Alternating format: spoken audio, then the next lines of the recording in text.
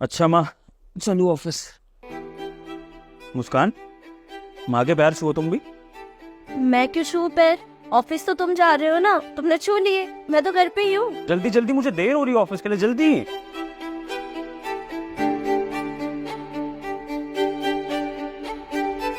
Good. अच्छा माँ, मैं चलता हूँ। कैसी हो माँ?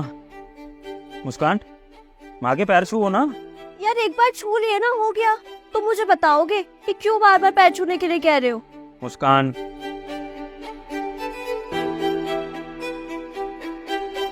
मुस्कान, क्या कर रही हो माँ? खड़ी हो, जल्दी आके पैर छुओ माँ के। क्या है विभोर, अभी तो छुए थे शाम को पैर, मैं नहीं छू रही अब। जल्दी आओ मुस्कान, पैर छुओ।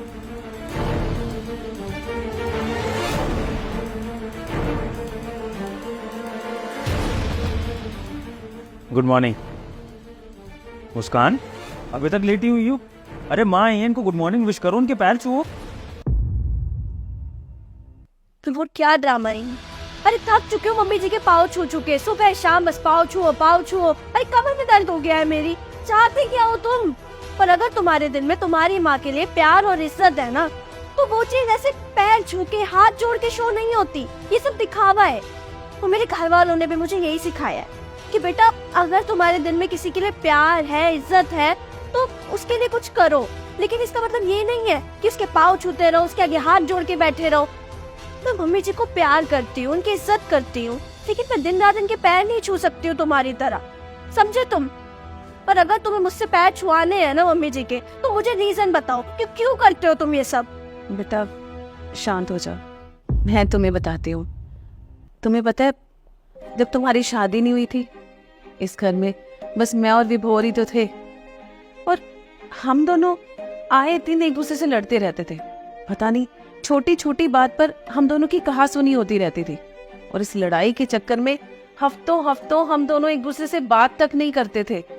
और माँ से अगर उसका बच्चा बात नहीं करे तो सोचो उस माँ पर क्या बीतती होगी। और ये खुद इतना परेशान रहता था जब मैं इससे बात नहीं करती थी। फिर ना जाने इसको कहाँ से कोई उपाय आया कि ये सुबह शाम मेरे पैर छूने लग गया, और धीरे धीरे हमारे सारे लड़ाई झगड़े खत्म होने लग गए। हम दोनों में जो बहस होती थी वो धीरे धीरे बंद हो गई।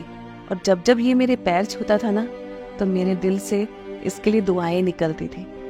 और माँ तो अपने बच्चे को हमेशा आशीर्वाद ही देती है, और हम दोनों के बीच में जैसे सारी नेगेटिविटी दूर होती गई। इसलिए ये हर वक्त मेरे पैर छूता है और तुझे भी पैर छूने के लिए बोलता है। और इसका ये विश्वास था कि ये मेरे पैर छूकर घर से निकलेगा तो सारा दिन बहुत अच्छा निकलेगा, हर चीज अच्छी होगी।